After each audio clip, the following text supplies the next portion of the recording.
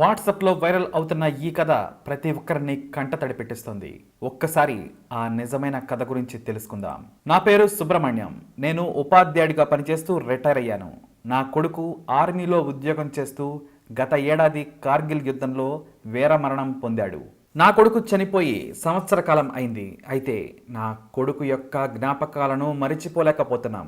తను మరణించి ఇప్పటికీ ఏడాదైంది. తల్లిదండ్రులమైన మేము నా బిడ్డ ప్రాణాలు విడిచిన చోటును చూడాలని నేను నా భార్య మీ అనుమతి కోసం దరఖాస్తు చేసుకుంటున్నాము అని ఒక లేఖ రాశారు ఒక సైనికుడి తల్లిదండ్రులు. అనుమతిస్తే చాలా సంతోషం, లేదు కుదరదు అంటే మీ ఉద్యోగాలకు ఇబ్బంది కలుగుతుంది అనుకుంటే వద్దు అని ఒక చిన్న ఉత్తరం ఆర్మీకి రాశారు ఒక సైనికుడి యొక్క తల్లిదండ్రులు. ఆ ఉత్తరం చదివాక అధికారుల కళ్ళు తడిచిపోయాయి. వెంటనే వారిని ప్రభుత్వ ఖర్చులతో పిలిపించండి, అలా ఒకవేళ ప్రభుత్వం ఖర్చు పెట్టకపోయినా సరే నా సొంత ఖర్చులతో వారిని పిలిపించండి అని ఒక ఆర్మీ అధికారి ఉత్తర్వులు జారీ చేశారు. ఎట్టకేలకు ఆ వృద్ధ దంపతులు ఆర్మీకి చేరుకున్నారు. వారు రాగానే వెంటనే అక్కడ ఉద్యోగం చేస్తున్న వారంతా కూడా వారికి వందనం చేశారు. ఆర్మీ అంతా అటు ఇటు నిలబడగా ఆ దంపతులిద్దరూ కూడా నడుచుకుంటూ వస్తూ ఉన్నారు. ప్రతి ఒక్కరూ కూడా వారికి సెల్యూట్ చేస్తూ తన బిడ్డను గుర్తు తెచ్చుకుంటూ వారికి నమస్కరిస్తూ ఉన్నారు. అయితే అక్కడున్న ఒక వ్యక్తి మాత్రం కాస్త విచిత్రంగా ప్రవర్తించాడు. సరాసరిగా ఆ తల్లిదండ్రుల వద్దకు వచ్చి వారి కాళ్లపై పువ్వులు చల్లి నమస్కరించి కాస్తంత స్పెషల్ గా వారికి వందనం చేశారు. అయితే ఆ తల్లిదండ్రులు అడిగారు, ఎందుకు బాబు నువ్వు మాత్రం ఇలా చేస్తున్నావు? పెద్ద పెద్ద అధికారులే అక్కడ నిలబడి ఉన్నారు, నువ్వు కూడా అలా చేస్తే సరిపోయేది కదా అని అన్నారు ఆ తల్లిదండ్రులు. అయితే ఆ సైనికుడు చెప్పిన నిజం విని అందరి కళ్ళు చెమర్చాయి. నేను మీ అబ్బాయితో కలిసి పనిచేశాను, అందుకే ఒక నిమిషం మాటలు రాక నిలబడిపోయాను. ఇప్పుడు ధైర్యంగా మాట్లాడగలను, కానీ మాట్లాడాక నా ఏడుపుని మీరు ఆపలేరు అంటూ ఆ తల్లిదండ్రులకు చెప్పుకొచ్చారు. కేవలం మీరు మాత్రమే కాదు, మీ అబ్బాయిని తలుచుకుంటూ ప్రతిరోజు నేను ఏడుస్తున్నాను. ఎందుకంటే నేను ఇవాళ ఇక్కడ ఇలా ఉన్నానంటే కారణం దానికి మీ అబ్బాయే అని ఆ తల్లిదండ్రులతో చెప్పుకొచ్చాడు ఆ సైనికుడు. ఆ రోజు పాకిస్తాన్తో యుద్ధం జరుగుతుంది. మా దగ్గర ఆయుధాలన్నీ అయిపోవడంతో నేను డెత్ చార్జ్ తీసుకుంటాను సార్ అని ముందుకు వచ్చాను.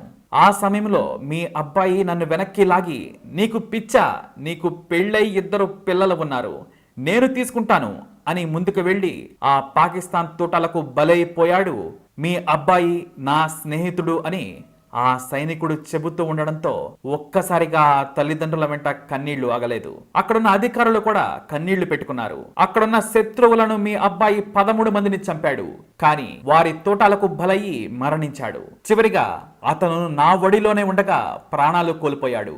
అతని శరీరంలో 42 తోటాలు ఉన్నాయి. చివరిగా నా కళ్ళల్లోకి చూస్తూ చనిపోయాడు. ఆ సంఘటన నాకు ప్రతిరోజు గుర్తొస్తూనే ఉంటుంది అని ఎక్కి ఎక్కి వేడుస్తూ ఆ సైనికుడు ఆ తల్లిదండ్రులకు చెప్పుకొచ్చాడు. ఒక్కసారిగా అక్కడ నిశ్శబ్ద వాతావరణం నెలకొంది. ఆ తల్లి తన చీర కొంగును అడ్డు పెట్టుకుని విపరీతంగా దుఃఖిస్తూ రోదిస్తోంది. అయినా సరే ఆ సైనికుడు నిజం చెప్పక ఆగలేదు. ఆ రోజే నేను మీ దగ్గరకు రావాల్సింది, ఆ శవాన్ని దగ్గరుండి నేను మోయాల్సింది, కానీ ఆ రోజు యుద్ధ వాతావరణం, నాకు వేరే డ్యూటీ వేశారు. అతడి కాళ్లపై పడి వేడుకోవాలని ఎంతగానో పరితపించిపోయాను. అతని పార్థివ దేహానికి పూలు చల్లి అతడిని నేనే మోయాలి అనుకున్నాను, కానీ అది వీలు కాలేదు.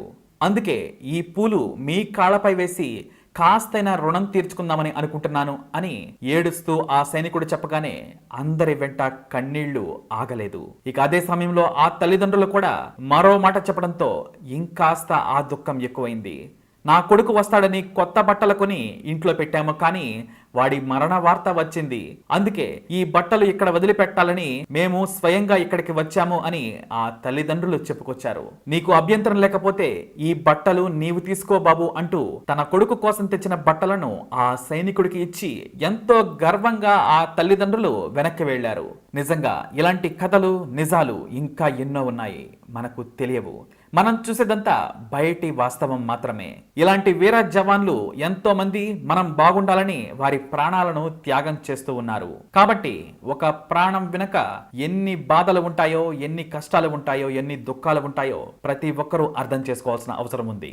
మన కోసం ఎంతో మంది సైనికులు బోర్డర్లో కాపలా కాస్తూ ఉన్నారు. ఎంతో మంది ప్రాణాలు కోల్పోతూ ఉన్నారు. కానీ మనం ఆ వార్తలు మాత్రమే చూస్తున్నాం. ఆ తల్లిదండ్రుల బాధను మాత్రం మనం తీసుకోలేము అని మాత్రం గుర్తుపెట్టుకోండి. అనివార్య పరిస్థితులలో యుద్ధం వస్తే ఏమీ చేయలేం, కానీ రాకూడదు అనే కోరుకుందాం. ప్రతి సైనికుడు అక్కడ కాపలా కాస్తూ అతను 100 ఏళ్లు బతకాలి అని కోరుకుందాం. ఏ సైనికుడు కూడా తన ప్రాణం కోల్పోకూడదు. ఎందుకంటే అతను అక్కడ కాపలా కాస్తేనే ఇక్కడ మనం 100 ఏళ్లు బ్రతుకుతాం. మరి ప్రతి సైనికుడికి తప్పకుండా సెల్యూట్ చేయండి. జై జవాన్, జై హింద్.